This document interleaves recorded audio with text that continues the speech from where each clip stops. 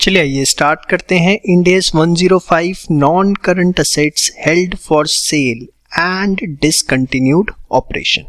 तो सबसे पहले हम समझेंगे कि नॉन करंट असेट्स का मतलब क्या होता है। तो देखिए, ऐसे असेट्स जो करंट असेट्स नहीं है उनको नॉन करंट असेट्स कहा जाता है। तो अब करंट असेट्स क्या है पहले ये समझ लेते हैं। देखिए, करंट असेट्स क्या है, सबसे पहले 2 पॉइंट सबसे ज्यादा रेलिवेंट है, ध्यान से देखिएगा। ऐसे asset which expect to realise within 12 months after the reporting period. Reporting period से 12 महीने के अंदर अगर वो कैश में रियलाइज हो जाएंगे या कैश इक्विवेलेंट्स हैं तो आप उसको करंट असेट कहेंगे। या it expects to realise the asset और इंटेंड्स टू सेल और consume it in its normal operating cycle. अब इन 2 पॉइंट्स को मैं आपको एग्जांपल से समझाता हूं, बड़े ध्यान से समझिए।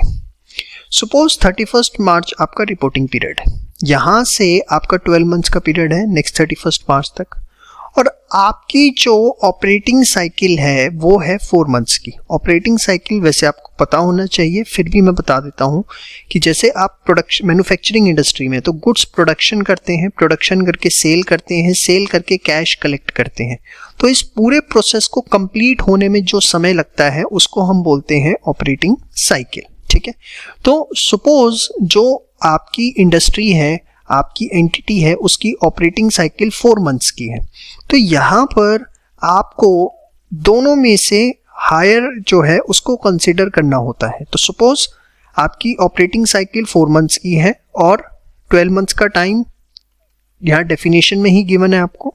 तो दोनों में से कौन सा हायर है, 12 मंथ्स, तो 12 महीने का पीरियड कंसीडर करेंगे for the purpose of defining the asset as current asset. मतलब अगर आपके पास कोई ऐसा असेट है जिसको आप within a period of 12 months या normal operating cycle whichever is higher उसमें एक्सपेक्ट करते हैं कि वो रियलाइज हो जाएगा या इंटेंड टू सेल या कंज्यूम हो जाएगा, तो आप उसको एज करंट असेट क्लासीफाई करते हैं। एक मैं दूसरा एग्जांपल लेता हूं। सपोज 31 मार्च है, 12 मंथ्स का पीरियड, लेकिन आपकी जो ऑपरेटिंग साइकिल है वो 20 महीने की है। तो यहां पर आप करंट असेट डिफाइन करने के लिए पीरियड ऑफ 20 मंथ्स जो है उसको कंसिडर करेंगे। समझ में आई बात? तो period of 20 months will be consider in this case. तो होपफुली आपको क्लियर है कि ये 12 मंथ्स और नॉर्मल ऑपरेटिंग साइकिल क्या है, या तो 12 मंथ्स में हो जाए या नॉर्मल ऑपरेटिंग साइकिल के अंदर हो जाए। सिंपल वर्ड्स में दोनों में हायर ही आपकी अंडरस्टैंडिंग के लिए। It holds the asset primarily for the purpose of trading. अगर कोई एसेट आपने ट्रेडिंग पर्पस के लिए खरीदते बेचते हो तो वो करंट एसेट ही कहलाएगा। बड़े ध्यान से देखिएगा, द असेट इन कैश और कैश इक्विवेलेंट। कोई भी एसेट आप पे कैश या कैश इक्विवेलेंट फॉर्म में। कैश इक्विवेलेंट क्या होता है? Short term highly liquid investment जिसको आप कभी भी कैश में कन्वर्ट कर सकते हो और बहुत ही इनसिग्निफिकेंट रिस्क होता है कि आपको कम मिलेगी। ठीक है, अब आगे भी लिखा हुआ है कि कैश और कैश इक्विवेलेंट्स जो हैं उसको आप करंट असेट्स तो कहेंगे, अनलेस, मतलब अगर ये कैटेगरी है तो फिर आप उसको करंट असेट नहीं कहेंगे। क्या? The asset is restricted. Asset का मतलब यहाँ पे क्या है? असेट का मतलब यहाँ पे है कैश एंड कैश इक्विवेलेंट्स, उसी लाइन में यूज हो रहा है ना। The asset is restricted from being exchange. आप उस कैश या कैश इक्विवेलेंट को एक्सचेंज नहीं कर सकते और use to settle a liability या लायबिलिटी सेटल में इस्तेमाल नहीं कर सकते for at least 12 months after the reporting period. मतलब सपोज 31 मार्च को आपके पास कुछ कैश या कैश इक्विवेलेंट्स हैं जिसको आप यूज नहीं कर सकते for the period up to 12 months. 12 महीने तक आप यूज नहीं कर सकते because of some legal restrictions. तो उस केस के अंदर ऐसे कैश या कैश इक्विवेलेंट को आप जो है करंट असेट की कैटेगरी में डिफाइन नहीं करेंगे, वो नॉन करंट असेट कहलाएगा। और जनरली ये किसी लीगल रिस्ट्रिक्शन की वजह से तो हो सकता है, बाकी और किसी केस में मिलना थोड़ा सा रेयर है। अब पढ़िए जरा, the asset is restricted from being exchange और use to settle a liability. मतलब आप उसको किसी के साथ एक्सचेंज या लायबिलिटी सेटलमेंट में यूज नहीं कर सकते for at least 12 months after the reporting period. So hopefully ये लाइन जो है आपको एकदम क्लियर हो गई। तो बहुत ही इंपॉर्टेंट डेफिनेशन करंट असेट्स की, नॉन करंट असेट्स की एंड कैश इक्विवेलेंट की हमने इस वीडियो में आपके साथ डिस्कस करी। चलिए आगे बढ़ने से पहले अब कुछ बेसिक वर्ड्स को और समझ लेते हैं। सबसे पहला वर्ड आता है डिसकंटिन्यूड ऑपरेशन। देखिए, डिसकंटिन्यूड ऑपरेशन का मतलब क्या है? अगर आप इंड एस देखें ध्यान से तो हमने क्या पढ़ा था, non current assets held for sale and discontinued operation. तो इस वर्ड को समझना बहुत जरूरी है। देखिए, component of an entity, entity का वो component that either has been disposed of और classified as held for sale, या तो जिसको डिस्पोज्ड ऑफ किया जा चुका है या उसको हेल्ड फॉर सेल की तरह क्लासिफाई किया गया है। अभी कंपोनेंट का मतलब क्या, बड़े ध्यान से देखिएगा। देखिए, कंपोनेंट ऑफ एन एंटिटी का मतलब है कि ऐसा एंटिटी का पार्ट जिसके operations and cash flow clearly distinguish किए जा सकते हैं for operationally and financial reporting purpose. For example, कोई एंटिटी है जो अपना प्रोडक्ट डेवलप करती है, प्रोडक्ट मैन्युफैक्चर करके उसको सेल करती है, और उसका नॉर्थ इंडिया के अंदर बिजनेस है as well as South India के अंदर उसका बिजनेस है, और दोनों के ऑपरेशन सेपरेट है। नॉर्थ इंडिया का प्रोडक्शन प्लांट अलग है, साउथ इंडिया का प्रोडक्शन प्लांट अलग है, दोनों के फाइनेंशियल्स आप अलग अलग बना सकते हो। तो basically operationally and financial reporting purpose से आप उसे क्लियरली डिस्टिंग्विश कर पा रहे हो, तो वो एक कंपोनेंट है। सपोज एक एंटिटी दूसरी है जो टेक्सटाइल बिजनेस के अंदर है, फार्मास्यूटिकल बिजनेस के अंदर है, स्टेशनरी बिजनेस के अंदर है, ठीक है। तो यहाँ पर हर डिवीजन जो है एक अपने आप में एक सेपरेट कंपोनेंट रिप्रेजेंट कर रहा है from rest of the entity. Clear है? तो component of an entity that has been either disposed of और is classified as held for sale and represents a separate major line of business, जैसे textile, pharma, stationery, या geographical of operation जैसे north India, south India, या is a part of single coordinated plan to dispose of a separate major line of business or geographical area of operations। मतलब suppose entity है, उसका textile business है और वो textile business आगे north India and south India में चलता है, और इसको भी आप क्लियरली डिस्टिंग्विश कर सकते हो। नाउ कंपनी ने डिसाइड किया कि हम अपने टेक्सटाइल बिजनेस को बंद कर देंगे, पहले नॉर्थ इंडिया के फिर साउथ इंडिया के, ठीक है। तो नाउ इस केस के अंदर वो टेक्सटाइल बिजनेस पूरा डिस्पोज ऑफ कर रहे हैं, पहले नॉर्थ इंडिया फिर साउथ इंडिया। तो पहले जब नॉर्थ इंडिया का देखें तो एक पार्ट है सिंगल कोऑर्डिनेट प्लान का to dispose of a separate major line of business और geographical area of operation. Clear है? या कोई आपने सब्सिडरी एक्वायर करी है, किस पर्पस से कि आप उसको रीसेल ही करेंगे, आपका मकसद ही उसको एक्वायर करते हुए है, तो भी आप उसको as a discontinued operation consider करेंगे। ठीक है, देखिए छोटे छोटे वर्ड्स हैं, एक बार समझ लेते हैं ताकि जब हम टॉपिक पढ़ें तो कोई दिक्कत ना आए। डिस्पोजल ग्रुप क्या होता है? जब भी मैं वर्ड डिस्पोजल ग्रुप यूज करूंगा इसका मतलब होगा ग्रुप ऑफ असेट्स जिसको आपको डिस्पोज ऑफ करना है। लेकिन जब हम वर्ड ग्रुप यूज कर लेंगे तो उस अगर कोई ग्रुप ऑफ असेट आप डिस्पोज ऑफ कर रहे हैं तो उसके साथ जो उसकी लायबिलिटीज जुड़ी हुई हैं वो भी डिस्पोजल ग्रुप का पार्ट माना जाएगा। Group of assets and liabilities associated with such asset to be disposed of. It may be a group of cash generated unit, एक सिंगल सीजीयू और a part of CGU. Cash generated unit ये वर्ड बहुत बार हम discuss कर चुके हैं अब तक। सबसे smallest identifiable group of asset जिसके कैश इनफ्लोज जो हैं इंडिपेंडेंट होते हैं उसको हम एक क्या बोल देते हैं? Cash generated unit. वर्ड हमने इन्वेस्टमेंट प्रॉपर्टी में भी डिस्कस किया था। बेसिकली कोई भी ऐसे असेट्स, ग्रुप ऑफ असेट्स अगर बिजनेस के अंदर है जिसके इंडिपेंडेंट कैश फ्लोज हैं वो एक कैश जनरेटेड यूनिट बन जाता है। ठीक है, इसके बाद फर्म परचेज कमिटमेंट, नाम से ही पता लगता है कि कोई एग्रीमेंट किया हुआ है आपने लेकिन अनरिलेटेड पार्टी से, मतलब वो रिलेटेड पार्टी एंटिटी में किसी डायरेक्टर के रिलेटिव या एंटिटी में किसी अच्छी पोस्ट पे नहीं है। Binding on both the parties and usually legally enforceable, वो लीगली एनफोर्सेबल होना चाहिए। That specifies all significant terms including the price and timing, कि किस प्राइस पे और किस टाइम पे वो ट्रांजेक्शन खत्म करनी है। And includes a disincentive for non performance that is sufficiently large to make performance highly probable.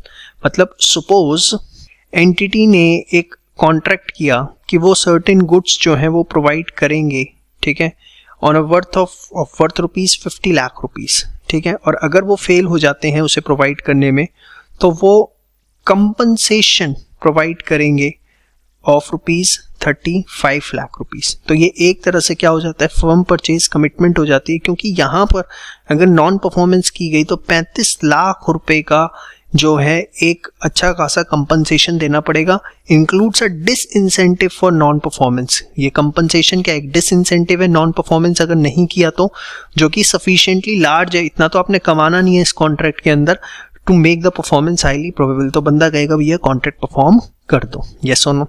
Value in use, ये वर्ड भी हम देख चुके हैं। Present value of estimated cash flows expected to arise from continuing use of the asset. ये हमने intangibles में देखा था कि जो भी फ्यूचर के अंदर आपको उस पर्टिकुलर असेट से बेनिफिट्स मिलने वाले हैं, फ्यूचर कैश फ्लोज आने वाले हैं, उसकी प्रेजेंट वैल्यू जब आप निकाल लेते हैं तो आप उसको क्या बोलते हैं, वैल्यू इन यूज। तो जस्ट एक बार गो थ्रू कर लीजिए इन वर्ड्स को, ताकि जब हम मेन इंड एस पे अपनी डिस्कशन शुरू करें तो ये वर्ड्स पे मुझे डिस्कशन आपके साथ ना करना पड़े। खासकर ये डिस्पोजेबल ग्रुप आपके दिमाग में एकदम क्रिस्टल क्लियर होना चाहिए कि कोई भी ग्रुप ऑफ असेट्स या उनके साथ में जो लायबिलिटीज एसोसिएटेड हैं जिसको एंटिटी अब डिस्पोज ऑफ करने जा रही है उसको हम सिंपली डिस्पोजेबल ग्रुप कहेंगे। फटाफट इसको एक बार देखिए। Thank you.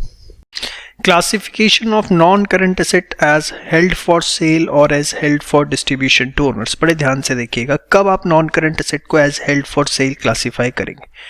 अगर आप नॉन करंट असेट को यूज नहीं करेंगे, रादर देन उसका अमाउंट आप रिकवर करेंगे सेल ट्रांजैक्शन से, तो आप उसे non current asset as held for sale classify करते हैं। देखिए, non current asset is classified as held for sale if the amount will be recovered principally through a sale transaction rather than through continuing use. लेकिन उसकी दो शर्तें हैं। सबसे पहली शर्त, असेट जो है वो अवेलेबल होना चाहिए for sale in present condition, और सेल जो है वो हाईली प्रोबेबल होनी चाहिए। इन दोनों कंडीशंस को बहुत ही ज़्यादा इलेबोरेट करके पढ़ने की ज़रूरत है, जो हम एक एक करके अच्छे से समझेंगे। देखिए, जब आप बात करते हैं नॉन करंट असेट्स की तो by default it includes disposal groups. Disposal groups क्या होते हैं, हमने देखा था ग्रुप ऑफ असेट्स या उससे एसोसिएटेड जो भी लायबिलिटीज आपको डिस्पोज ऑफ करनी है। डिस्पोजल ऑफ इंडिविजुअल असेट है, नॉन करंट असेट है, क्या इंड एस 105 एप्लीकेबल होगा? यस। इंडिविजुअल असेट है लेकिन करंट असेट है तो ये एप्लीकेबल नहीं होगा। ग्रुप ऑफ असेट्स है, करंट और नॉन करंट असेट्स दोनों है, तो यस ये एप्लीकेबल होगा। ये चीज सबसे ज्यादा इंपॉर्टेंट है। If there is a group of assets like disposal group और उस पे current assets non current assets हैं तो भी इंड एस 105 एप्लीकेबल होगा। ये बात आपको समझनी है। अब क्या मतलब है available for sale in present condition होना चाहिए और sale must be highly probable, इसके ऊपर अपनी डिस्कशन कर रहे हैं। सबसे पहले हम समझने की कोशिश करेंगे available for sale in present condition को। देखिए, available for immediate sale in its present condition का मतलब क्या है? An asset can not be classified as non-current asset held for sale if the entity intends to sell it in a distant future। बड़े ही negative manner में उसका answer दिया गया है। हमने यहाँ पर पढ़ा कि असेट जो है वो अवेलेबल फॉर सेल होना चाहिए प्रेजेंट कंडीशन में, तो क्या लाइन लिखी हुई है कि अगर एंटिटी उसको बेचना चाहती है डिस्टेंट फ्यूचर में, अभी नहीं बेचना चाहती, कब बेचना चाहती है? डिस्टेंट फ्यूचर में, तो उसको आप नॉन करंट असेट या नॉन करंट डिस्पोजल ग्रुप नहीं कहेंगे। It must be available for sale in the present condition. अब डिस्टेंट फ्यूचर को कवर अप नहीं किया, इसके बेसिस पर यहां पर आपको टोटल 8 एग्जांपल्स दिए, 8 ट्रांजैक्शन, जिससे हम इसको समझने की कोशिश करने वाले हैं। देखिए, सबसे पहला, अगर building to be vacant before sale, building हमें वेकेंट करनी पड़ेगी सेल करने से पहले। ऑब्वियसली यही होता है जनरली, आप बिल्डिंग बेचते तो खाली तो करोगे, ये थोड़ा ना उसमें सामान रहेगा आपका। अब उसमें ये चीज बोली है कि usually in customer time required to vacate the building, मतलब आपका बिल्डिंग का सौदा हो गया, 3 महीने का समय लोगे और बिल्डिंग खाली कर दोगे। तो यहाँ पर जो टाइम लगेगा वो एक कस्टमरी नेचर का है और वो जनरली लगता है, वो ट्रांजैक्शन का नेचर ही ऐसा है। तो क्या इसको हम अवेलेबल फॉर इमीडिएट सेल मान लें? यस, इसको हम अवेलेबल फॉर इमीडिएट सेल मान लेंगे। लेकिन building to be vacant before sale and replacement needs to be available before building can be vacated। Suppose entity decided कि वो अपना हेड ऑफिस बेचेगी, लेकिन हेड ऑफिस बेचने से पहले उसको कहीं पर जगह देखनी पड़ेगी जहां पर वो अपना हेड ऑफिस शिफ्ट कर सके। Yes or no? Replacement needs to be available before building can be vacant। तो यहां पर चाहे एंटिटी ने डिसीजन लिया है कि वो हेड ऑफिस डिस्पोज ऑफ करेगी, लेकिन आप इसको अवेलेबल फॉर इमीडिएट सेल नहीं मान सकते जब तक रिप्लेसमेंट अवेलेबल नहीं हो जाता। तो इसको आप नहीं मानेंगे until replacement becomes available. Customary है तो बात अलग है, लेकिन सपोज एंटिटी भी कोई सरप्लस बिल्डिंग पड़ी थी, उसमें थोड़ा बहुत सामान पड़ा हुआ था और वो जो है एंटिटी बिल्डिंग डिस्पोज ऑफ करना चाहती है, दैट्स अ सेपरेट इशू। लेकिन हेड ऑफिस है, रिप्लेसमेंट चाहिए और रिप्लेसमेंट है या नहीं, तो आप कैसे मान लोगे कि वो अवेलेबल फॉर इमीडिएट सेल है? समझ में आई बात? Sale of manufacturing facility, entity अपना कोई प्रोडक्शन प्लांट बेचना चाहती है, लेकिन प्रोडक्शन प्लांट बेचने से पहले कुछ उसके पास पेंडिंग बैकलॉग है अनकम्प्लीटेड ऑर्डर्स का और उसको वो क्लियर करने की ज़रूरत है। तो जब तक वो बैकलॉग अनकम्प्लीटेड ऑर्डर्स का पूरा नहीं हो जाता तब तक आप उसे अवेलेबल फॉर इमीडिएट सेल नहीं मान सकते। समझ में आ रही है बात? सेल ऑफ मैन्युफैक्चरिंग फैसिलिटी है along with backlog of uncompleted order, मतलब आप जिसको बेचोगे वो ही सारे के सारे आपके अनकम्प्लीट ऑर्डर जो है पूरे करेगा आपकी इस तरीके की। उसके साथ टर्म्स एंड कंडीशन सेट हो गई है कि आप उसे प्रोडक्शन प्लांट बेचेंगे, प्लस जो भी आपके पेंडिंग ऑर्डर्स हैं उसी की ड्यूटी होगी कि वो उन पेंडिंग ऑर्डर्स को कंप्लीट करे और आपके बायर्स भी इस बात पे एग्री हैं। तो यस, इसको आप अवेलेबल फॉर इमीडिएट सेल मान सकते हैं। आपको बिल्डिंग बेचनी है हायर वैल्यू पे और उसके लिए बिल्डिंग में कुछ रेनोवेशन करवानी पड़ेगी, तभी आप उसे हायर वैल्यू पे बेच पाएंगे। तो क्या इसे अवेलेबल फॉर इमीडिएट सेल मान लें? नहीं, जब तक आप वो रेनोवेशन नहीं करवा लेते तब तक आप उसे अवेलेबल फॉर इमीडिएट सेल नहीं मानेंगे। बिल्डिंग आपने सेल के लिए रखी हुई है लेकिन डिले हो रहा है किसी लीगल प्रोसेस वैल्यूएशंस की वजह से, तो एक नॉर्मल प्रैक्टिस है, इसको आप अवेलेबल फॉर इमीडिएट सेल मान सकते हैं। नॉन करंट असेट है सेल के लिए, कुछ उसमें माइनर एक्टिविटीज करनी है बिफोर सेल जो कि बहुत इनसिग्निफिकेंट नेचर की है, थोड़ी बहुत मरम्मत करवा दी, कुछ पेपर्स क्लियर करवाने, समथिंग लाइक दैट, तो आप इसे मान सकते हैं अवेलेबल फॉर सेल। लेकिन अगर मेजर एक्टिविटीज हैं जो आपको परफॉर्म करनी पड़ेगी सेल करने से पहले which are significant in nature, तो उसको आप जो है अवेलेबल फॉर इमीडिएट सेल नहीं मानेंगे जब तक वो एक्टिविटीज परफॉर्म नहीं हो जाती। तो सबसे पहली चीज, सबसे फर्स्ट कंडीशन क्या थी कि आप नॉन करंट असेट को एज हेल्ड फॉर सेल मानेंगे, लेकिन असेट जो है वो अवेलेबल फॉर सेल होना चाहिए प्रेजेंट कंडीशन में। और अवेलेबल फॉर सेल को लेके हमने सारे एग्जांपल्स देखे, तो ये अवेलेबल फॉर सेल का मतलब कि ट्रांजैक्शन हुई और अगर कोई कस्टमरी टाइम लगता है that is a separate issue, but अगर मेजर टाइम लगता है तो हम उसको अवेलेबल फॉर इमीडिएट सेल नहीं मान सकते। कंपनी एंटिटी की ये इंटेंशन है कि उसको डिस्टेंट फ्यूचर में बेचेगी, अभी नहीं बेचेगी, तो भी आप उसको non current asset held for sale नहीं मान सकते। ये एग्जाम्पल बहुत अच्छे से करिएगा, इसी के ऊपर आपको एग्जाम में कोई ना कोई केस स्टडी देखने को मिलेगी। नेक्स्ट पार्ट में हम बात करेंगे कि sale must be highly probable. अब जब आप बात करते हैं कि sale must be highly probable, तो इसको कैसे आइडेंटिफाई किया जाए कि वो हाईली प्रोबेबल है या नहीं है, तब तक आप इसको बहुत अच्छे से एक बार देख लीजिए। चलिए बात करते हैं sale must be highly probable का मतलब क्या है। देखिए, अगर ये 5 कंडीशन सेटिस्फाई हो रही हैं तो हम उसे कहेंगे हाईली प्रोबेबल है। अब ये 5 कंडीशंस इंग्लिश में लिखी हुई है, देसी भाषा में भी मैं आपको समझाऊंगा। Appropriate level of management is committed to a plan to sell the asset और डिस्पोजल ग्रुप। जो लेवल ऑफ मैनेजमेंट है, एप्रोप्रिएट मतलब जो भी इससे रिलेटेड है, वो कमिटेड है कि भैया ये असेट को हमें बेचना ही बेचना है, कोई सेकंड ऑप्शन नहीं है। मतलब देसी भाषा के अंदर बेच कर ही छोड़ेंगे चाहे कुछ भी हो जाए। तो हम कह सकते हैं कि हाँ, फर्स्ट कंडीशन सेटिस्फाई हो गई। एक एक्टिव प्रोग्राम स्टार्ट कर दिया गया है कि to trace the buyer and complete the selling plan must have been initiated, कि भैया फटाफट बायर को ढूंढना शुरू करो। तो उसके लिए प्रोग्राम शुरू कर दिया गया है। अब हो सकता है एडवर्टीजमेंट्स दे दी गई हों, लोकल डीलर्स को बताना, मतलब बायर ढूंढना चालू है। तीसरा, asset must be actively market for sale at a price that is reasonable in relation to the current fair value. सबको पता है कि भैया प्रॉपर्टी बिकाऊ है एंड जो सेल है वो करंट मार्केट प्राइस के आसपास ही है। ये नहीं कि आप अननेसेसरी फालतू प्राइस मांग रहे हो, कि बोलते रहो कि बेचना है और 1 करोड़ की चीज के 1.5 करोड़ मांग रहे हो, तो that is something not practically possible. The sale transaction is expected to be complete within 1 year from the date of classification. जिस दिन आप उसे हेल्ड फॉर सेल बोल रहे हो उससे 1 साल के अंदर ये ट्रांजैक्शन कंप्लीट हो जाएगी, मतलब 1 साल में आप प्रॉपर्टी का काम तमाम कर दोगे। इसकी कुछ एक्सेप्शंस हैं जिसको हम अभी आगे डिस्कस करेंगे, बट जनरली ये माना जाएगा कि हाँ, 1 साल में आप उसको डिस्पोज ऑफ कर देंगे। सिग्निफिकेंट चेंजेस टू और withdrawal from the plan to sell the asset are unlikely. बहुत रेयर चांसेस हैं कि मैनेजमेंट अपने डिसीजन से वापस हटेगी, मतलब पीछे नहीं हटना। तो ये 5 बातें अगर हो रही हैं, पांचों की पांचों following 5 conditions to be satisfied, तभी आप उसको हाईली प्रोबेबल कहोगे, अदरवाइज आप उसे हाईली प्रोबेबल नहीं कहोगे। तो मेन कीवर्ड्स याद रखिए, committed, appropriate level of management, active program to trace the buyer, actively market किया जा रहा है, विद इन 1 ईयर आप डिस्पोज ऑफ कर लेंगे, और देयर आर रेयर चांसेस कि मैनेजमेंट अपने डिसीजन से जो उन्होंने लिया है इस असेट को डिस्पोज ऑफ करने का, उससे विड्रॉ करेगी। समझ में आई बात? श्योर। अब इसके बाद ध्यान से देखिए, likelihood of shareholders approval should also be considered as part of assessment. अब ये क्या है, ध्यान से देखिएगा, दो ट्रांजेक्शन से समझने की कोशिश करते हैं। केस स्टडी हमारे पास है, एक सेल होनी है नॉन करंट असेट की, subject to shareholders approval है, to be held after the reporting period. मतलब आप कोई non current asset, building, production facility कुछ भी बेचना चाहते हो, लेकिन शेयर होल्डर्स का अप्रूवल जरूरी है, जो कि रिपोर्टिंग पीरियड के बाद ही मिल सकता है। ठीक है, मतलब 31 मार्च तक नहीं मिल पाएगा। Share holders provided the company with signed irrevocable agreement stating that they will vote in the favour of the disposal.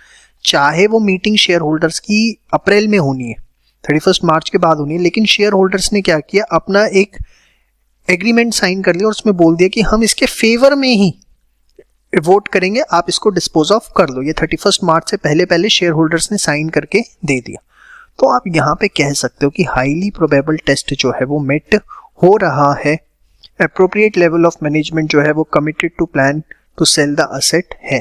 मेरी बात समझ रहे हैं? क्योंकि मेन जो अप्रूवल था वो मिल गया, चाहे फॉर्मली वो एक मीटिंग में भी होना बाकी है, लेकिन आपने साइन करवा लिया और वो इरिवोकेबल एग्रीमेंट्स है। लेकिन अब ध्यान से देखिएगा, नेक्स्ट पॉइंट ये बहुत इंपॉर्टेंट है, इस पे केस स्टडी एग्जाम में एज इट इज आ सकती है, वेरी वेरी इंपॉर्टेंट। ध्यान से देखिए, इसे मार्क कर लीजिएगा, एग्जाम टाइम पे अच्छे से देखना। Subsidiary approved a plan to dispose the non current asset to holding company. Subsidiary company ने कोई एक प्लान अप्रूव किया कि वो अपना कोई non current asset holding company को बेचेंगे, और मेजॉरिटी शेयर होल्डर्स जो है, मेजॉरिटी शेयर होल्डर कौन हुआ? खुद होल्डिंग कंपनी हुई, हाँ या ना भाई? सब्सिडरी है, उसके अंदर होल्डिंग के मेजॉरिटी शेयर्स होंगे ना। तो सब्सिडरी ने बोला कि हम अपना प्रोडक्शन प्लांट जो है वो होल्डिंग को बेचेंगे सपोज, और मेजॉरिटी शेयर होल्डर मतलब पेरेंट कंपनी जो है, होल्डिंग कंपनी जो है, उसने provided the company with the signed irrevocable agreements but not the minority share holders. अब देखो, होल्डिंग को तो फायदा होना है, तो उसके शेयर होल्डर्स अगर साइन करके भी दे देते हैं तो कोई फर्क नहीं पड़ता। तो यहाँ पर जो है ना, companies act basically law prevents holding company from participating in the formal vote of such transaction. ऐसी ट्रांजेक्शन्स की वोटिंग में होल्डिंग कंपनीज को वोटिंग करना अलाउड नहीं होता। उसके बारे में हम डिटेल में बाद में जब कंपनी लॉ हो तब डिस्कशन करेंगे। तो मेन जो कंसेंट चाहिए थी वो माइनॉरिटी शेयर होल्डर्स की चाहिए थी, या दूसरे वर्ड्स में बोलूं तो उन अदर शेयर होल्डर्स की चाहिए थी जो होल्डिंग कंपनी के अलावा दूसरे शेयर होल्डर्स हैं। मेजॉरिटी की तो चाहिए ही नहीं थी, वो तो ऑब्वियसली कंसेंट दे ही देंगे। You are getting my point? So यहां पर आप नहीं कह सकते हाई प्रोबेबल टेस्ट मेट हुआ है, as outcome of formal meeting by the remaining share holder is to uncertain. तो होपफुली आपको पॉइंट क्लियर है। और second point is very important, यहां से आपसे एग्जाम में क्वेश्चन पूछा जा सकता है, समझ में आएगा। No exception to the period of 1 year, ये एक बहुत इंपॉर्टेंट चीज है कि कब 1 ईयर, वैसे तो 1 ईयर के अंदर ट्रांजैक्शन कंप्लीट हो जानी चाहिए, लेकिन कब इसके एक्सेप्शन को कंसिडर किया जा सकता है। If delay is caused by the event और circumstances which are beyond the control of the entity. कुछ भैया हम तो लगे हुए बायर ढूंढने में, कोई मिल के नहीं राजी हो रहा, ठीक है, वैल्यूएशंस में डिले हो रहा है, लीगल प्रोसेस में डिले हो रहा है, तो it's beyond the control of the entity, हमारी तरफ से कोई दिक्कत नहीं है। And sufficient evidence that the entity is still committed for selling plan, हमने अपनी तरफ से कोई विड्रॉ नहीं किया। तो भैया सर्कमस्टांसेस है, अब कोविड आ गया, अब कोविड-19 की वजह से डिले हो गया, 8-9 महीने तक कोई मार्केट में बायर ही नहीं था, ठीक है, एक्टिवली मार्केट नहीं कर पाए आप उसको, ठीक है, तो लॉकडाउन लग गया, तो इस केस के अंदर एक्सेप्शन कंसिडर किया जा सकता है, समझ में आई बात। अब ध्यान से देखिए, कुछ केस स्टडीज डिस्कस करते हैं। Entity committed to sell manufacturing facility, buyer inspection identifies damages and the entity will make it good. कुछ इंस्पेक्शन पे पता लगा कुछ खराब है और एंटिटी ने बोला ठीक है, ठीक करवा देंगे। Time frame of 1 year will be extend, however actions are initiated to make good the damage, और वो डैमेजेस ठीक करवाने में जो है 1 साल से ज्यादा का समय लग जाएगा, मतलब 1 साल का टाइम पीरियड जो है वो एक्सटेंड हो जाएगा। 1 ईयर के अंदर ट्रांजैक्शन कंप्लीट नहीं हो पाएगी, और कंपनी ने जो है उन डैमेजेस को ठीक करवाना शुरू कर दिया है। तो क्या हम यहाँ पर बोलें कि जो सेल है वो हाईली प्रोबेबल है? तो यस, हम कह सकते हैं हाईली प्रोबेबल टेस्ट मेट हो रहा है। Exception to the period of 1 year will be applicable, क्योंकि जो डैमेजेस निकली हैं बायर ने बता दी और आपको ठीक करवानी है, तो this is something beyond the control, तो करवा के देनी ही पड़ेंगी। Disposal group representing significant portion of operations of entity in the mining industry, कोई माइनिंग इंडस्ट्री के अंदर कोई एंटिटी है और वो अपने सिग्निफिकेंट पोर्शन ऑफ ऑपरेशन को डिस्पोज करना चाह रही है, बट डिस्पोज करने के लिए आपको रेगुलेटरी अप्रूवल, मतलब जो भी माइनिंग मिनिस्ट्री है उससे अप्रूवल लेना पड़ेगा। लेकिन माइनिंग मिनिस्ट्री पे आप अप्रूवल के लिए तभी अप्लाई कर सकते हो, regulatory approval can be initiated, वो तभी आप स्टार्ट कर सकते हो जब after obtaining firm purchase commitment, मतलब किसी बायर के साथ आप फर्म परचेज कमिटमेंट में एंटर करो from buyer which is highly probable within 1 year. जिस हिसाब से कंपनी एक्टिव है, लगता है कि इस तरह का फर्म परचेज कमिटमेंट 1 साल के अंदर आ जाएगा। मतलब आप समझ रहे हैं, एक एंटिटी है उसके पास जो कि माइनिंग इंडस्ट्री में वो कुछ अपनी माइंस को डिस्पोज ऑफ करना चाहती है, सिंपल सी बात, और डिस्पोज करने के लिए आपको रेगुलेटरी अप्रूवल लेना पड़ेगा, मिनिस्ट्री का अप्रूवल लेना पड़ेगा। मिनिस्ट्री अप्रूवल तभी मिलेगा जब आप किसी बायर के साथ एग्रीमेंट करके उनके पास पहुंचे, तभी मिनिस्ट्री अप्रूवल देगी। और बायर के साथ फर्म परचेज कमिटमेंट, ये क्या होता है वर्ड हम डिस्कस कर चुके हैं। ये फर्म परचेज कमिटमेंट जो है हाईली प्रोबेबल है कि 1 साल में फाइनल हो जाएगी। तो yes we can say highly probable test is met, exception to the period of 1 year will be applicable. अब आप सोच रहे होंगे कि यहां पर एक्सेप्शन की क्या जरूरत है जब बायर जो है 1 साल के अंदर प्रोबेबल है कि फर्म परचेज कमिटमेंट साइन कर देगा। देखो यहां पर मेन चीज समझो, रेगुलेटरी अप्रूवल जो है वो कब मिलेगा, जब आप बायर के साथ फर्म परचेज कमिटमेंट ले लोगे। बायर से 1 साल में मिल जाएगा, उसके बाद रेगुलेटरी अप्रूवल मिलने में टाइम लग सकता है क्योंकि सरकारी काम होते हैं जनरली, तो टाइम लग जाता है। तो वहां पर आपकी एक्सेप्शन एप्लीकेबल हो जाती है। Entity is committed to sell non-current asset. Active program initiated to trace the buyer as well as it is actively marketed. Also withdrawal of plan is unlikely. तो सारी कंडीशन ही लिख दी, पर कोई बायर ही नहीं मिलके दे रहा। Due to Detroit market conditions, Covid लगा लो, lockdown लगा लो, कुछ भी, तो यहाँ पर हाईली प्रोबेबल टेस्ट मेट है, एक्सेप्शन जो है वो एप्लीकेबल होगी। तो होपफुली आपको ये क्लियर है कि sale must be highly probable का मतलब क्या है। बहुत ही इंपॉर्टेंट पॉइंट, ये 5 कंडीशंस बाय हार्ट आपको याद होनी चाहिए, क्योंकि अगर इस पे क्वेश्चन आया तो ये 5 चीजें आपको एज इट इज लिख के आनी पड़ेंगी। इसमें कुछ भी इफ एंड बट नहीं चलने वाला है। जब तक आप ये 5 याद करके नहीं लिखोगे तब तक आपको इसकी केस स्टडी पे मार्क्स मिलने मुश्किल है। ठीक है, तो इसको बहुत अच्छे से ध्यान से एकदम प्रिपेयर करिए। और ये केस स्टडीज 1 और 2 और यहाँ पे 3 केस स्टडीज, 5 केस स्टडीज में से ही कोई सिमिलर क्वेश्चन आपको एग्जाम में देखने को मिल सकता है। चलिए अब बात करते हैं loss of control in subsidiary की। देखिए ये क्या है, बड़े ध्यान से समझिएगा। अगर होल्डिंग कंपनी ये प्लान कर रही है कि वो सब्सिडरी कंपनी के अपने शेयर्स बेच देगी, तो उस केस में सब्सिडरी के जितने भी असेट्स एंड लायबिलिटीज हैं वो हेल्ड फॉर सेल जो है होल्डिंग दिखाएगी। Sale plan by holding company which involves loss of control of subsidiary shall classify all assets and liabilities of that subsidiary as held for sale।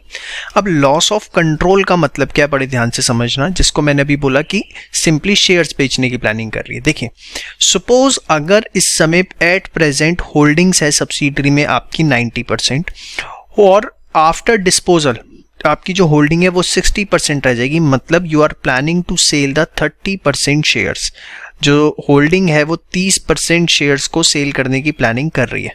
तो देखिए यहाँ पर even after selling the shares जो control है वो holding के हाथ में रहेगा।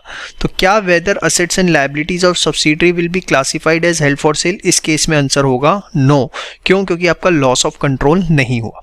लेकिन अगर 90% शेयर्स हैं और आफ्टर डिस्पोजल जो है वो 40% होंगे, मतलब you are planning to sell 50% share. देखिए आफ्टर सेल जो है आपका कंट्रोल लूज हो गया। क्यों? क्योंकि अब वो आपकी सब्सिडरी नहीं रहेगी।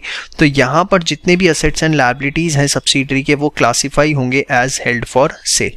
तो अभी आपको ये ध्यान रखना है इसके अंदर कि if the holding company is planning to sell the shares of subsidiary company and such sale will result in loss of control, then subsidiary के जितने भी असेट्स एंड लायबिलिटीज हैं वो एज हेल्ड फॉर सेल दिखाए जाएंगे। This will be applicable even if the entity will retain a non controlling interest in its former subsidiary after the sale, जिसका मैंने आपको ये वाला एग्जाम्पल दिया। उम्मीद करता हूँ आपको ये समझ में आ गया होगा। चलिए बात करते हैं asset acquired exclusively with a view to subsequent sale क्या है। देखिए अगर एंटिटी ने असेट एक्वायर्ड किया और असेट एक्वायर्ड करते हुए ये बड़ा क्लियर है कि उसी समय आपको पता है कि आप असेट को इसीलिए एक्वायर कर रहे हैं क्योंकि इसे आप सब्सिक्वेंटली क्या कर देंगे, सेल कर देंगे। तो उस केस के अंदर ऐसे असेट्स को आप from the very beginning non current asset as held for sale दिखा सकते हैं सब्जेक्ट टू सर्टेन कंडीशंस। अब ये क्या है, it will be classified as held for sale from acquisition date if both the following conditions are satisfied। बड़े ध्यान से देखिएगा, पहली कंडीशन क्या है, it is highly probable. Highly probable मतलब बहुत ज्यादा चांसेस हैं कि वो जो नॉन करंट असेट है will meet the criteria. Criteria कौन सा है जी यहाँ पर, तो क्राइटेरिया आप ऑलरेडी मेरे साथ पढ़ चुके हैं कि it is available for sale in present condition and sale must be highly probable. तो ये जो क्राइटेरिया जो आपने मेरे साथ दो कंडीशनें पढ़ी थी उसकी यहाँ पर बात कर रही है, first condition and second condition की। तो वो कह रहा है कि ये बहुत ज्यादा चांसेस हैं कि वो नॉन करंट एसेट जो है वो अपने क्राइटेरिया को मीट कर लेगा as per Ind AS within short time मतलब अगर 3 महीने के अंदर from the date of acquisition भी वो अपने क्राइटेरिया को मीट कर लेगा, इसके चांसेस हैं, ये हाईली प्रोबेबल है, तो आप उसको non current asset as held for sale दिखा सकते हैं। मतलब कहीं ना कहीं देखिए बहुत ज्यादा लिबर्टी दी गई है। अगर मैनेजमेंट को ये लगता है कि आज उसने असेट परचेज किया, ठीक है, और उसको उसे सब्सिक्वेंटली सेल करना है, ठीक है, दो हो सकता है कि जब उसे असेट को एक्वायर किया गया हो तो उस केस के अंदर उस पॉइंट ऑफ टाइम पे वो इंड एस 105 के क्राइटेरिया को मीट ना कर रहा हो। इट माइट बी उस समय वो available for sale in present condition ना हो या सेल हाईली प्रोबेबल ना हो। बट अगर मैनेजमेंट को लगता है कि ये तो हाईली प्रोबेबल है कि with in 3 months end S 105 के दोनों क्राइटेरिया को हम मीट कर देंगे, तो अब वो वेरी बिगनिंग से उसको non current asset as held for sale ही दिखाएंगे। And 1 year requirement is met subject to exception, ये हम ऑलरेडी देख चुके हैं और ये पॉइंट ऐसे ही कवर अप हो जाता है, क्योंकि जब लिख दिया विल मीट द क्राइटेरिया तो इसकी कोई जरूरत नहीं थी, बट लिखा हुआ अच्छी बात है। आप मेरी बात समझ गए। Sale transaction includes exchange having commercial substance. अगर सेल का मतलब यहाँ पे एक्सचेंज से भी है, जरूरी नहीं कि सिर्फ कंसिडरेशन है, एक्सचेंज ऑफ असेट्स हो रहा है तो उसको भी कवर अप किया जाएगा। सेकंड देखिए, if the criteria to classify the non current asset as held for sale is met after the reporting period, then it will not be classified as non-current asset held for sale in the financial statements when issued। देखिए बहुत simple सी चीज है, आप इस level पे आ चुके हैं, आपको बहुत अच्छे से पता है 31 मार्च को अकाउंट्स हम क्लोज करते हैं, लेकिन वो प्रैक्टिकली 31 मार्च को क्लोज नहीं होते, बाद में क्लोज होते हैं, फाइनलाइज होते होते टाइम लग जाता है। तो ऐसी केस में अगर कोई ऐसा नॉन करंट आपके असेट आपके पास था जो कि हो सकता है 10 अप्रैल को ये क्राइटेरिया शो कर रहा हो कि अब ये non current asset as held for sale हमें दिखाना चाहिए, बट वो 31 मार्च को वो क्राइटेरिया नहीं शो कर रहा था, उस केस के अंदर ऐसे असेट्स को आप डिस्क्लोज करेंगे नोट्स टू अकाउंट्स के अंदर,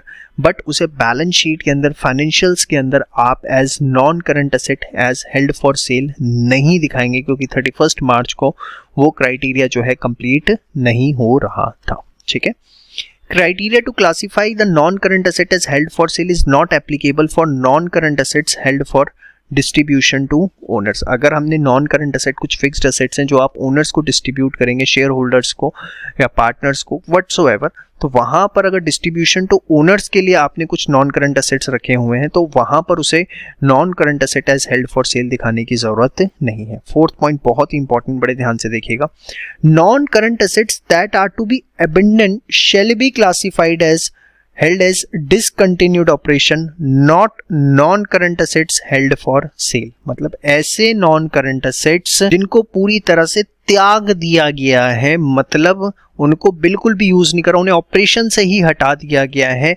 अबंडन कर दिया। देखिए अबंडन वर्ड का मतलब समझने की कोशिश कर, इसका मतलब है कि बेसिकली आपने उस असेट को एकदम रिजेक्ट कर दिया, आपने उसे हेल्ड फॉर सेल नहीं रखा है, बेचना उसे मकसद नहीं है, उसे आप कबाड़ में रिजेक्ट करके देंगे।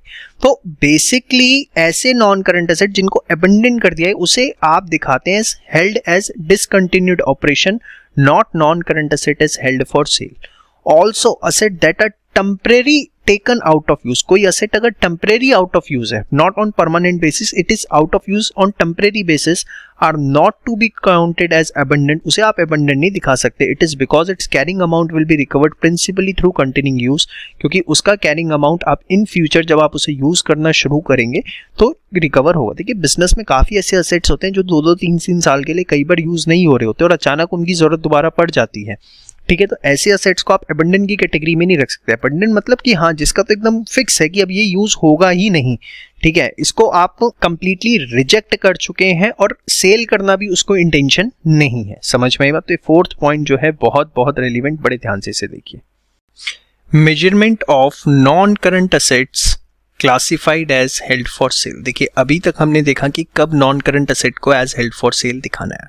तो अगर कोई particular asset non current asset जो है वो एज हेल्ड फॉर सेल हमने क्लासिफाई कर दिया, तो अब उसे हम बुक्स ऑफ अकाउंट्स पर किस वैल्यू पे दिखाएंगे, इसकी हम बात यहाँ करेंगे। बड़े ध्यान से देखिए, non current asset classified as held for sale, उसको आपने दिखाना है lower of its carrying amount. Carrying amount मतलब जो उसकी बुक वैल्यू चल रही है, या fair value less cost to sell. मतलब आप उस असेट को अपनी बुक्स ऑफ अकाउंट्स में किस पे दिखाएंगे, बुक वैल्यू पे या fair value, whichever is lower. But fair value में से आपको पहले cost to sell, cost to sell क्या है, मतलब जो उसकी एक एक्सपेक्टेड कॉस्ट बेचने की आएगी। सपोज आपको जो नॉन करंट असेट है, जिसको मैं सिंपली अभी फिक्स्ड असेट बोल रहा हूँ, तो अगर उसे फिक्स्ड असेट को बेचने के लिए आपको कोई कॉस्ट इनकर करनी पड़ेगी, ब्रोकरेज देनी पड़ेगी या डिसमेंटलिंग कॉस्ट होगी, तो जो भी वो आ सकती है उसको आप फेयर वैल्यू में से लेस करेंगे। ठीक है, अब बड़े ध्यान से समझिएगा, ये बहुत इंपॉर्टेंट पॉइंट है जो मैं अब आपके साथ डिस्कस करने जा रहा हूँ।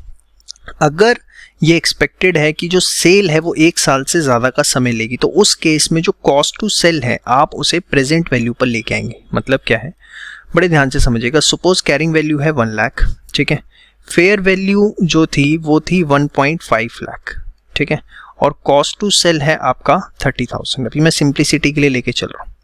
अब सपोज लगता है हमें कि जो कॉस्ट टू सेल है 30,000 रुपीज़ तो है, लेकिन हम ये इनकर करेंगे आज से 2 ईयर्स के बाद। ये जो पीरियड है वो 1 ईयर से ज़्यादा का है। हमने एक्सेप्शन पढ़ी थी कि 1 साल से भी ज़्यादा का हो सकता है। तो उस केस में कॉस्ट टू सेल को आप प्रेजेंट वैल्यू पर लेके आएंगे। सपोज की प्रेजेंट वैल्यू निकल के आती है 25,000 रुपीज़, तो आप फेयर वैल्यू में से जो है उसकी प्रेजेंट वैल्यू माइनस करेंगे, ना कि 30,000 रुपीज़।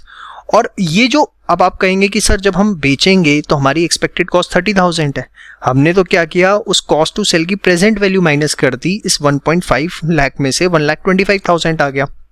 बट उसकी जब हम कॉस्ट इनकर करने गए तो वो 30,000 आई, तो 5,000 रुपये एक्स्ट्रा आई।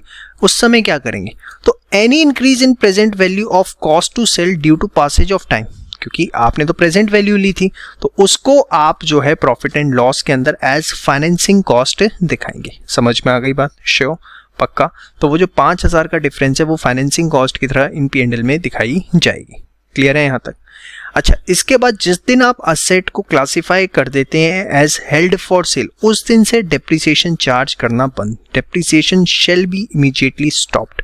ये बहुत इंपॉर्टेंट पॉइंट है। Carrying amount to be consider immediately before the classification of asset as held for sale and depreciation shall be immediately stop. ये क्या लाइन लिखी हुई है? जो कैरिंग अमाउंट की आप बात कर रहे हो, मतलब बुक वैल्यू की बात कर रहे हो, कब लेनी है? जिस दिन आपने उसको as held for sale classify किया, उसी दिन आप मान के चलिए आपको उसकी बुक वैल्यू कंसीडर करनी और उस दिन से डेप्रिसिएशन चार्ज करना बंद। क्लियर? अब आगे के पॉइंट्स बहुत relevant. If the fair value less cost to sell is lower than carrying amount of asset. अब मैं आपको दूसरे एग्जांपल से समझाता हूँ, ध्यान से समझिएगा। यहाँ बुक वैल्यू मैंने ली थी 1 लाख। अब मैं मान लेता हूँ कि फेयर वैल्यू जो है वो हमारी 90,000 है, ठीक है, और कॉस्ट टू सेल को मैं एज्यूम कर लेता हूँ कि वो हमारी 10,000 है, ठीक है। Book value 1 lakh, fair value 90, cost to sell 10। तो fair value less cost to sell हमारा कितना आ गया? वो आ गया हमारा 80,000 रुपीज़, 90 माइनस 10, और बुक वैल्यू कितनी है हमारी? 1 लाख रुपए। तो अब हमें हेल्ड फॉर सेल कैटेगरी है, लोअर ऑफ पे दिखाना है, तो हम कितने पे दिखाएंगे उसे? 80,000 का। अब उसकी बुक वैल्यू चल कितनी रही थी? 1 लाख रुपीज़, और हमें दिखाना कितने का है? 80,000 का।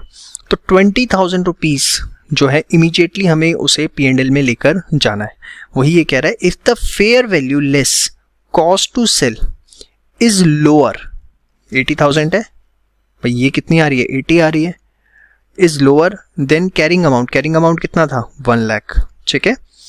सच लॉस, ये 20,000 का, will be recognised in profit और लॉस, और किस कैटेगरी में दिखाएंगे उसे? As impairment loss. उसे आप एज इम्पेयरमेंट लॉस जो है वो दिखाएंगे। और अगर सब्सिक्वेंट रीमेजरमेंट होता है एनी लॉस, तो उसको भी आप P&L में एज इम्पेयरमेंट लॉस ही दिखाएंगे। समझ में आ गई बात? श्योर। तो ये चीज़ बहुत इंपॉर्टेंट और रेलिवेंट है।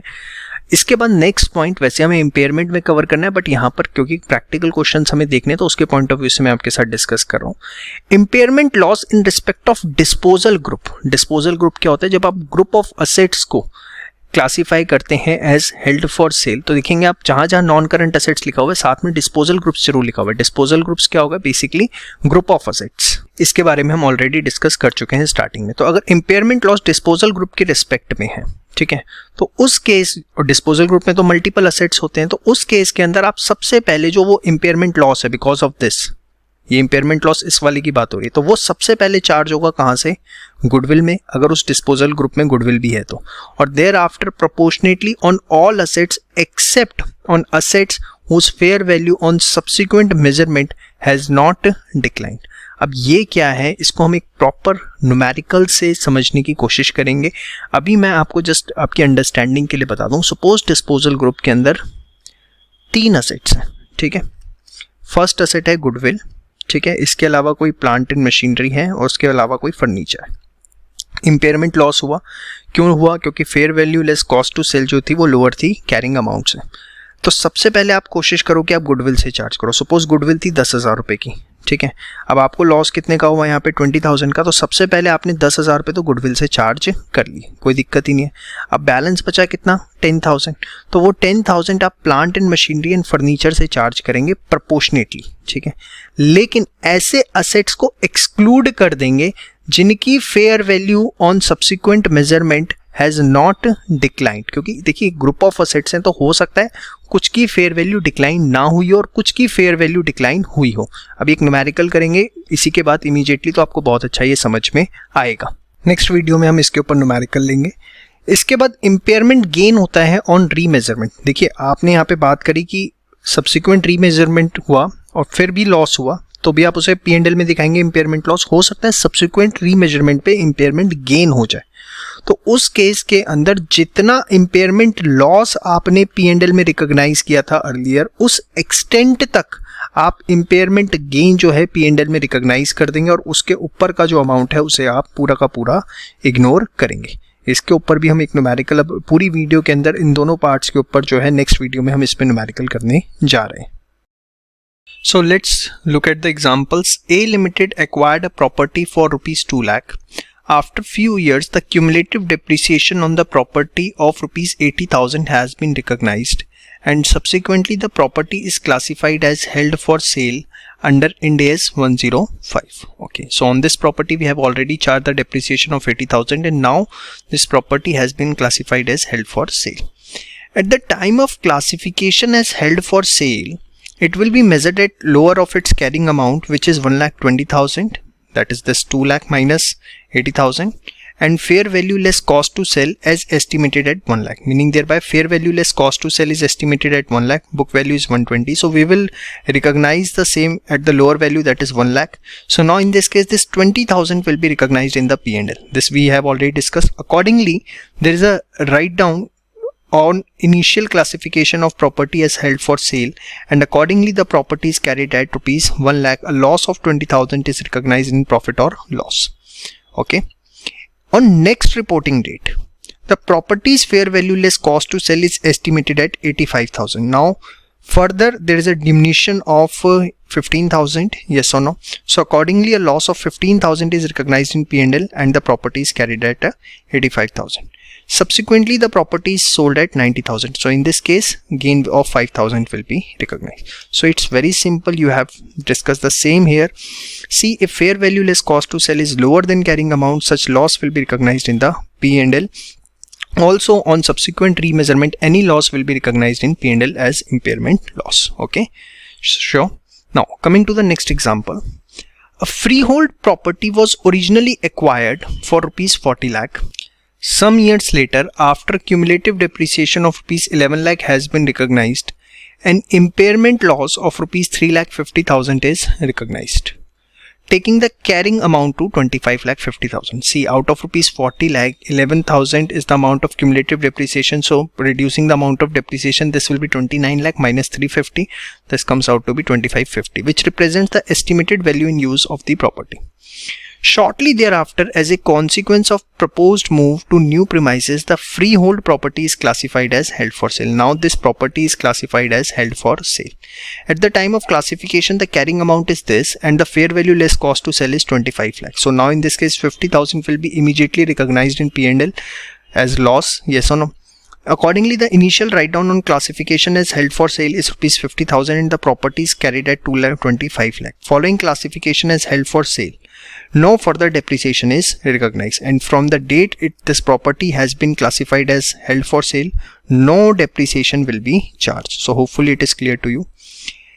At the next reporting date, the property market has improved and fair value less cost to sell is reassessed at 26,50,000.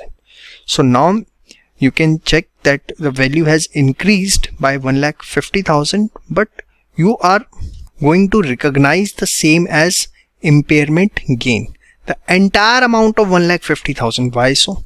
See, here it was 50,000 that was recognized in P&L as impairment loss, and earlier also 3,50,000 was recognized as impairment loss. So in P&L, in respect of this property, we have already recognized the impairment loss of rupees 4 lakh. Yes or no?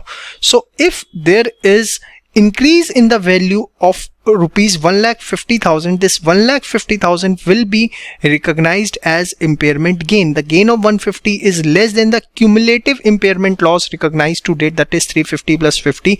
Accordingly, it is credited in P&L and the property is carried at 26,50,000. See, hopefully now you are able to understand the implication of this word will be recognized in profit or loss as impairment loss. As impairment loss means if any impairment loss was recognized earlier, that will also be considered at the time of recognizing the impairment gain, because at the time of recognizing the impairment gain amount to the extent we have already recognized impairment loss is considered and rest of the part is ignored.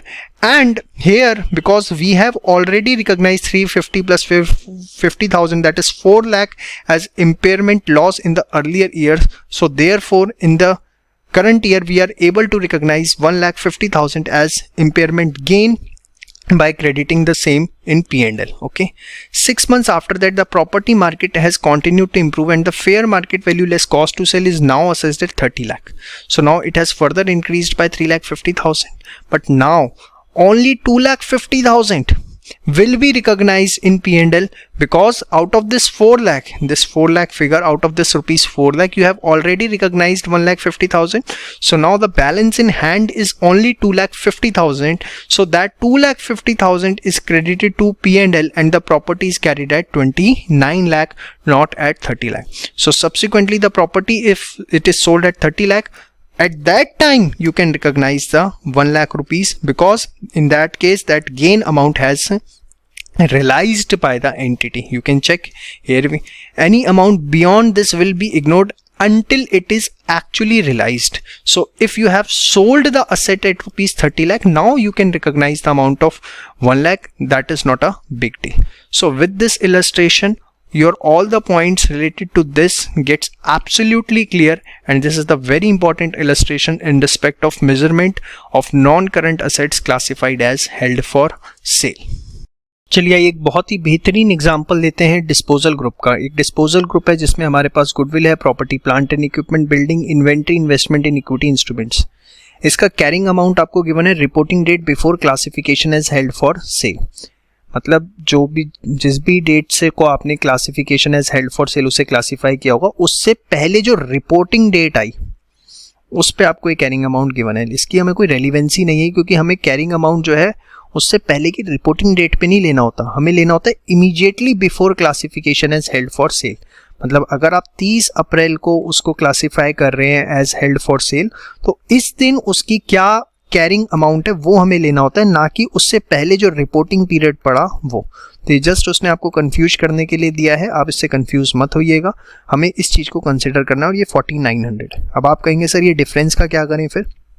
तो देखिए, it may be depreciation due to timing difference, क्योंकि ये reporting date का है, ये immediately जिस दिन आप classification as held for sale कर रहे हैं उससे बिफोर का है. तो हमें तो ये कंसीडर करना है, और इसके बीच में कुछ ना कुछ तो टाइमिंग डिफरेंस होगा, और वो टाइमिंग डिफरेंस जनरली डेप्रिसिएशन होता है. तो देखिए, उसने भी यही लाइन लिख के छोड़ दी कि इसको आप as per applicable end S, उसने भी ये नहीं बोला इसे इम्पेयरमेंट लॉस लेना है, डेप्रिसिएशन लेना है, कि जो भी है व्हाटसोएवर, हमें इससे कोई मतलब नहीं है. जो भी एप्लीकेबल इंड एस उस हिसाब से आप इसे डील करिए. अब उसने आगे बोला कि फेयर वैल्यू इसकी लेस कॉस्ट ऑफ सेल जो है वो निकली 13,000, तो कैरिंग अमाउंट है 14,900, fair value less cost for sale कितनी निकली 13,000, ठीक है। तो अब देखिए carrying amount as remeasured immediately before classification has held for sale 4,900 था, fair value less cost to sale 13,000 था। सो बेसिकली जो आप देखें फेयर वैल्यू कम आया लेस कॉस्ट टू सेल, तो हमें 1900 जो है वो एज इम्पेयरमेंट लॉस P&L के अंदर डेबिट करेंगे। अब जब क्योंकि यहाँ पर डिस्पोजल ग्रुप है 1900 का हमें इम्पेयरमेंट लॉस दिखाना है, हमने एक चीज़ पढ़ी थी जब हमने इससे रिलेटेड जो प्रोविजंस थे उसके ऊपर हम डिस्कस कर रहे थे कि impairment loss in respect of disposal group comprising multiple assets will be firstly charge from the goodwill. तो यहाँ पर 1900 जो है ये 1500 रुपये पहले आप किस में से चार्ज करेंगे, गुडविल में से चार्ज करेंगे। उसके बाद बोला था thereafter proportionate on all assets, और बाकी जो 400 है वो प्रपोर्शनेट कर दीजिए बैलेंस ऑफ असेट्स के ऊपर, except on assets whose fair value on subsequent measurement has not decline. मतलब बड़े सरल अक्षरों के अंदर उन असेट्स को मत लेना, जैसे 4 असेट्स हैं इनमें से उन असेट्स को मत लेना जिनकी फेयर वैल्यू उनके कैरिंग अमाउंट से ज्यादा है। बड़ी सरल अक्षरों में, इससे ज्यादा कोई बात नहीं कि उन असेट्स को एक्सक्लूड कर देना जिनकी फेयर वैल्यू कैरिंग अमाउंट से ज्यादा है। अब हुआ क्या कि जो fair value less cost to sell थी वो कितनी निकाली आपने 13,000, और उसने एक लाइन आपको यहाँ पर बोल दी, क्या बोली कि जो इन्वेंट्री और इन्वेस्टमेंट है उसको जो हमने रीमेजर किया था that is fair value less cost to sell करी थी इंड AS के हिसाब से, at not more than fair value at the date of remeasurement immediately classified as held for sale. देखो AS 2109 आप किस पे दिखाते हैं, आपको बहुत अच्छे कॉस्ट और fair value whichever is lower पे दिखाते हैं, ठीक है। अब एक बात बताओ कि अगर आपने उसे कॉस्ट पे दिखाया था इसका मतलब कहीं ना कहीं फेयर वैल्यू ज़्यादा रही होगी। भाई अगर आप 100 की कॉस्ट है, फेयर वैल्यू 120 है, आप क्या लिखोगे 100 पे दिखाओगे, कॉस्ट पे दिखाओगे, मतलब फेयर वैल्यू ज़्यादा रही होगी। तो उसने वही बोला है, थोड़ी टेक्निकल लाइन लिखी है, बड़े ध्यान से पढ़िएगा। The inventory in investment is remeasured as per this at not more than fair value. At not more than fair value मतलब कंसिडर्ड एट कॉस्ट। भाई फेयर वैल्यू से ज़्यादा पे नहीं दिखाया, मतलब आपने उस पर किस पे दिखाया, उसे कॉस्ट पे दिखाया होगा एट द रीमेजरमेंट डेट। और क्यों कॉस्ट पे दिखाया होगा, क्योंकि फेयर वैल्यू ज्यादा रही होगी। मतलब इन दो असेट्स को आपको कंसिडर नहीं करना उस बैलेंस ऑफ 400 के लिए। वो बैलेंस ऑफ 400 जो है वो PPE और बिल्डिंग पे चार्ज होगा। ये जो मैंने लाइन बोली है कि इन दोनों पे नहीं करना, इसको एक बार बेशक दोबारा सुन लो अगर आपको एक बार में समझ में नहीं आए, क्योंकि थोड़ी सी टेक्निकल लाइन है। अब ये 400 जो है आप 40 रेशो 57 इस रेशो के अंदर आप डिस्ट्रीब्यूट कर देंगे। तो जब 40 रेशो 57 के अंदर आप इसे डिस्ट्रीब्यूट करेंगे, देखिए तो 165 और 235 आपका आता है, 1500 आपने गुडविल से चार्ज किया। तो इस तरीके से carrying amount of after allocation of impairment loss आपका निकल के आएगा। समझ में आ गई बात? Sure. The impairment loss of 900 is allocated on remaining asset in the proportion of their carrying value other than inventory and investment। ठीक है। अब उसके बाद उसने बोला suppose at the time of reporting period the fair value less cost to sell is increased and estimated at 15,500। अब ये further increase हो गई, मतलब 13 थी, हमने रीमेजरमेंट किया 15,500 आ गया।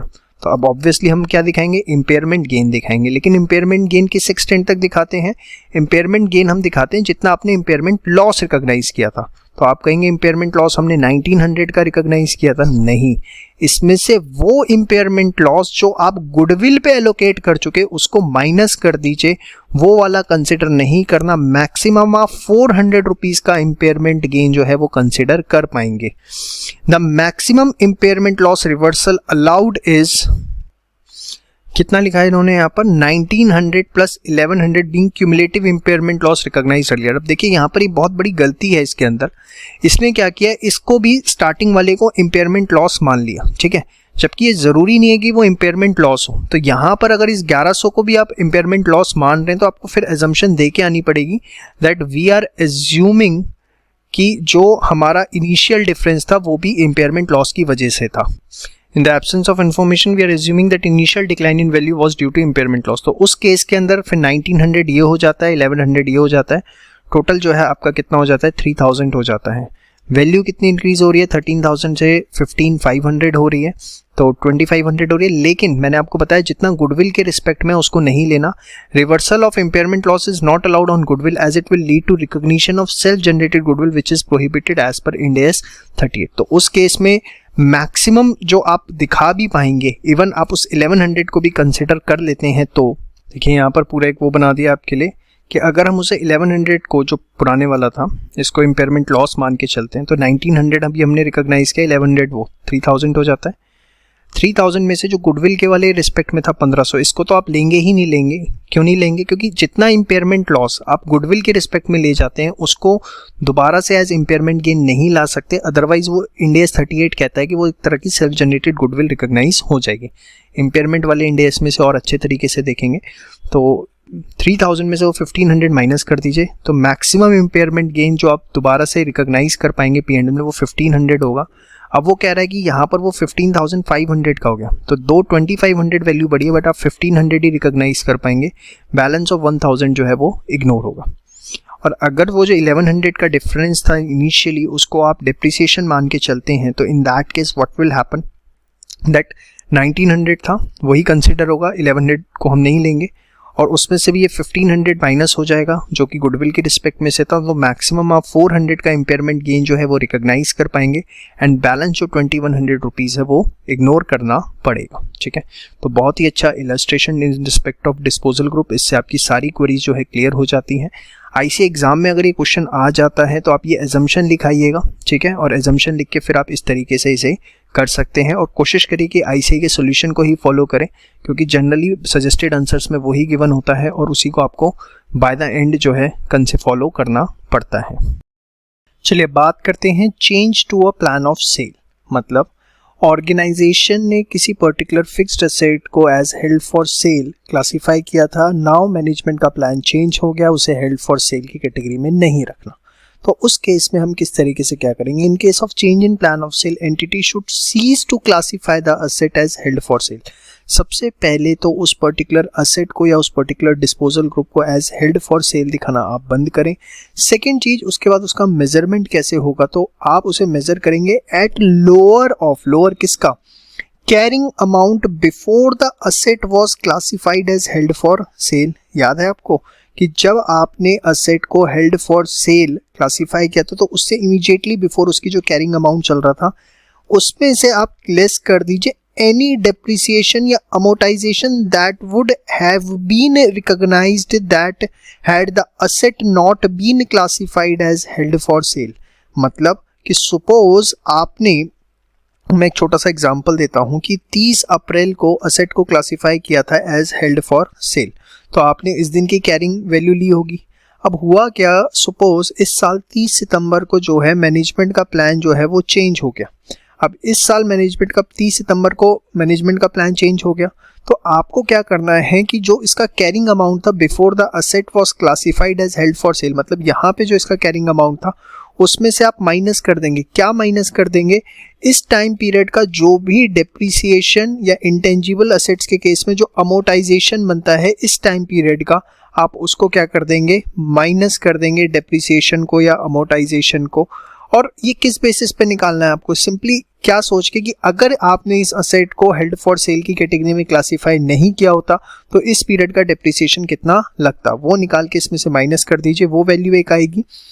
बी लेना है recoverable amount at the date of subsequent decision not to sell. 30 सितंबर को जो आपने डिसीजन लिया है कि आप इसे सेल नहीं करेंगे तो इस दिन जो भी इसका रिकवरेबल अमाउंट है दोनों को कंपेयर करिए, carrying amount minus depreciation for this period and recoverable amount on this date, जो भी दोनों में से लोअर होगा उस पे आप उसे रिकॉग्नाइज करेंगे। और अगर किसी भी तरीके का डिफरेंस है अमाउंट में तो आप उसे बेसिकली P&L में रिकॉग्नाइज करेंगे। Let's take an numerical on this. S limited purchased a property for ₹6 lakh on 1 April 2001. The useful life of the property is 15 years. On 31st March 3, S Limited classified the property as held for sale. On this 31st March of 2663, the property has been classified as held for sale. The impairment testing provides the estimated recoverable amount of 4,70,000. So impairment testing meaning thereby the recoverable amount on this date is 4,70,000 and the fair value less cost to sell on this date is 4,60,000. See, you have purchased the asset on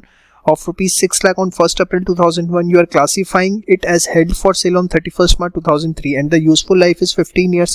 So obviously if you will compare from 1st April 2000 XX1 to 31st March 2000 XX3, there will be a depreciation of 2 years. Yes or no? considering the useful life of 15 years, the depreciation amount will be what? 6 lakh divided by 15 into 2. So this comes out to be how much? 80,000. 6 lakh minus 80,000, this is the accumulated depreciation, but the carrying amount is only 4,70,000. This is the impairment testing provides the estimated recoverable amount is only 470. So this is the balancing figure, that is the impairment loss. This is the decline in the market value of the asset.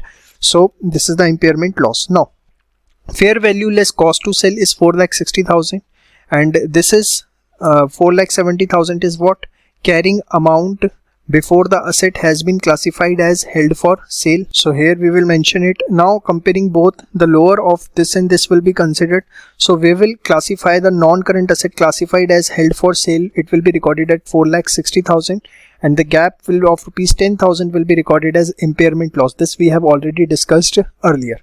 Now thereafter, on 31st March 2004, immediately after 1 year, the management changed the plan as property no longer met the criteria of held for sale.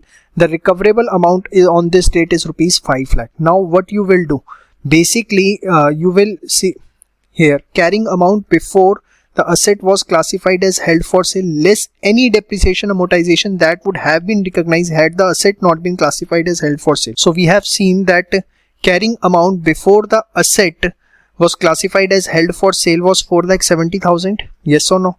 Now you will charge the depreciation on the same. Why you will charge the depreciation? Please read it.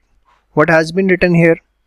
Less any depreciation amortization that have been recognized that the asset not been classified as held for sale. So now this 4,70,000, the useful life was 15 years, out of which 2 years depreciation has been already charged. So balance of the life left is 13 years. So on 4,70,000, this will be reduced in 13 years. So per year depreciation will be 36,154. Okay, so depreciation based on 13 years balance life is this. Okay, so carrying amount had the asset is not classified as held for sale is 4,33,846. See why you are considering new amount of depreciation, why you are not considering the old amount of depreciation, that is 40,000, because there was an impairment loss of 50,000 in the second year itself. Because of that, the depreciation amount from third year gets automatically reduced. Okay, so now thereafter there is a recoverable amount of rupees 5 lakh. The recoverable amount at the date of subsequent decision not to sell, the recoverable amount is how much? 5 lakh. So you will consider the lower of this and this. So lower of this and this is 4,33,846. So property will be valued at 4,33,846 on 31st March 2004. Now earlier when we were classifying the property as held for sale, we were showing it at 4,60,000 at this value. Now we have to recognize it at 4,33,846. So now this 26,154 rupees, this will be charged to the P&L account as we have discussed here. Okay, any amount, any difference in the amount to be recognized in the P&L. Okay, so this is the numerical on this, and this is the very important numerical. This can be expected in exam. इसके बाद अगर हम आगे बात करें asset removed from the disposal group, देखिए अगर disposal group में से कुछ असेट्स को रिमूव किया गया तो आपको ये देखना है कि डिस्पोजल ग्रुप फिर भी एग्जिस्ट करता है कि सपोज हो सकता है 5 असेट्स हो, सिर्फ 2 ही असेट्स को उसमें से रिमूव किया गया हो, तो 3 असेट्स उसमें बचे हों और वो 3 असेट्स भी अपने आप में एक डिस्पोजल ग्रुप को रिप्रेजेंट करते हैं या नहीं करते, तो रिमेनिंग असेट्स और liabilities in disposal group will continue to be recognised as held for sale if the criteria of held for sale is met. तो अगर जो बैलेंस ऑफ दी असेट्स हैं डिस्पोजल ग्रुप के अंदर उसको आप हेल्ड फॉर सेल की तरह दिखा सकते हैं अगर वो हेल्ड फॉर सेल के क्राइटेरिया को मेट करते हैं। बट सपोज डिस्पोजल ग्रुप में 5 असेट्स थे, 2 असेट्स निकल गए और 2 असेट्स निकलने के बाद 3 असेट्स बचे तो हैं, लेकिन उसको आप डिस्पोजल ग्रुप की कैटेगरी के अंदर नहीं रख सकते, disposal group ceases to exist. तो उस केस में जो 3 इंडिविजुअल असेट्स बचे हुए हैं, non current assets meeting the criteria of held for sale will be individually recognised at carrying value. तो जो 3 असेट्स जो बचे हुए हैं जो हेल्ड फॉर सेल ही हैं लेकिन उसे आप डिस्पोजल ग्रुप की कैटेगरी में नहीं रख सकते, तो उनको फिर आप इंडिविजुअली दिखाएंगे किस पे, कैरिंग वैल्यू पे और fair value less cost to sell, and balance of assets not meeting the criteria of held for sale will cease to be classified as held for sale, और वो फर्स्ट कैटेगरी के अंदर आ जाएंगे। आप उसे measure करेंगे at lower of carrying amount before the asset was classified as held for sale less any depreciation या recoverable amount whichever is lower पे। तो बहुत ही सिंपल सरल लेकिन वेरी वेरी इंपॉर्टेंट, यहाँ से क्वेश्चन आने के एग्जाम में बहुत हाई चांसेस हैं, बहुत इसे अच्छे से प्रिपेयर करिए।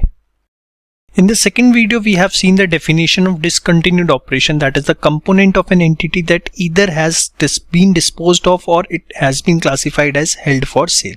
Now we know very well what is the definition of held for sale, what is the criteria for classifying the asset as held for sale, and represents a separate major line of business or geographical of operations, or is a part of single coordinated plan to dispose of separate major line of business or geographical area of operation, or is a subsidiary acquired exclusively with the view to resale. So this was the definition of discontinued operation that we have seen in the second video itself, and thereafter we discussed the component of an entity, that any operations and cash flow that can be directly distinguished operationally and for financial reporting purpose. So now, on the basis of these two definitions and the discussions we have made till the time, we are going to solve certain illustrations and examples. So let's start. There's a situation. Company has 5 different operating segments, one of which produces consumer goods. Okay. The major point is this company decided to dispose of the consumer goods segment, representing a separate line of business. So whether this can be classified as discontinued operation? Yes, this can be classified as a discontinued operation. Thereafter, company decided to close an engineering contracting segment. Okay, there is a segment known as engineering contracting segment, and company decided to shut it down. No new contracts will be undertaken, and all the existing contracts will be completed, and business will be closed accordingly. Meaning thereby company has decided that it will not take the new contract, but yes, all the existing contracts will be completed, and thereafter business will be closed. See, the business has not been closed. The company will continue to generate the revenue from the existing contract, so you cannot classify it as discontinued operation. No, as the company will continue to generate revenues from the existing contracts. You are getting my point? After coming to the third one, company closed the merchandising wholesaling business and all the stocks are disposed of. Okay, company has a segment merchandising wholesaling business and all the stocks has been disposed of. Some debtors remain to be collected and cost will continue to be incurred in respect of the vacated premises until the leases are disposed of. Company has to collect amount from the debtors, and company will continue to incur certain expenses of rent in respect of certain premises. So whether these operations can be classified as discontinued operation? Yes, this can be classified, because the main activities has been closed down and no revenue generation. There is no revenue generation in future. Basically just the collection from debtors and the payment of rent in respect of vacated premises. You cannot say that it represents continuation in the activity. Here in the second example, company has existing contracts and that will be completed, and thereafter business will be closed down. Means that represents that there will be a continuation of the business activities, but here just merely collection from debtor and paying the rent, it does not amounts to continuation of the activity, so you can classify it as discontinuing operation. These are very important illustrations, please look at this carefully. Company has one business segment that is operated from 3 different countries. Management decided to close operations in one country. So yes, this can be classified as discontinued operation, because in the definition itself you have seen, C represents a separate major line of business or geographical of operations. So it represents a geographical of operations, though business segment is same, but it is operated in 3 different countries, and the company has decided to close the operations in one country, so that one country represents a separate geographical operations. So yes, as it represents a major geographical area of operation, despite the fact that there has been no change to the number of business segments, business segment will remain same, but since it represents a separate geographical location, so it can be classified as discontinued operation. Thereafter we have another illustration. Identify whether each of the following scenarios give rise to a discontinued operation or classification of asset as held for sale. See, first is M&O disposes of a component of the entity by selling the underlying assets. The sale transaction is incomplete at the reporting date. So basically M&O is disposing of a component of an entity, so this is a discontinued operation. Yes. And whether the classified assets will be classified as held for sale? Yes, because yes, the answer is yes. The reason being the sale transaction is incomplete at the reporting date. Thereafter second is PQR has ceased activities that meet the definition of a discontinued operation without selling any asset. This asset is not yet decided to sell.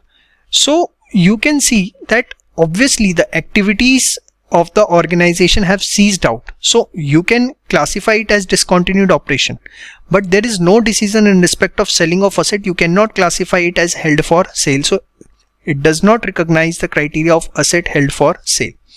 STU ceases activities. Yes, discontinued operation, and has already completed the sale of underlying, has already completed the sale of underlying asset at the reporting date. So if the assets have been already sold out, you cannot classify it as held for sale, because to classifying the asset as held for sale, the asset must exist in the organization. If you have already sold the assets, you cannot say that assets exist, and if assets does not exist, you cannot classify it as asset held for sale. You're getting my point. Next is VMX will sell or has sold assets that are within the scope of Ind AS 105 but does not discontinue any of its operation, does not discontinue. So you cannot classify it as discontinued operation, but it is within the scope of 105, thus asset sold are, so you can classify it as asset held for sale. So hopefully this is clear to you. A very simple question, a very simple illustration, and you can expect this type of illustration in 4 or 3 marks in your examination. Now coming to the disclosures part, an entity shall disclose a single amount in the statement of profit or loss comprising the total of post-tax profit or loss from discontinued operations, meaning thereby that entity need to separately disclose in SOPL that how much amount of profit or loss has been generated from discontinued operation, and its explanation in notes to accounts. Basically explanation will include the revenue amount, the expense amount, the taxation amount. So this explanation need to be provided in notes to accounts. Apart from that, the net cash flows attributable to the operating, investing and financing activities of discontinued operations. These disclosures may be presented either in the notes to accounts or in the financial statements. So basically it is very clear and nothing is very difficult in this, that simply we have to present the profit or loss from the discontinued operations, and how you have arrived at that figure by way of explanation you have to present it in the notes to accounts, and apart from that you have to explain the cash flows from operating, investing and financing in respect of discontinued operation. This can be presented either in notes to accounts or either in the cash flow statement itself.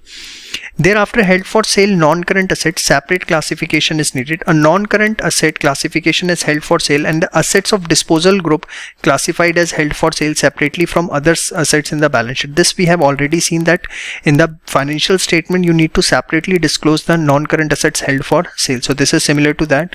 Similarly, the liabilities of the disposal group classified as held for sale shall be presented separately from other liabilities in the balance sheet. So if you're talking about some disposal group comprising of assets as well as liabilities, then all these liabilities which are related to the held for sale non-current assets, that will also be separately disclosed.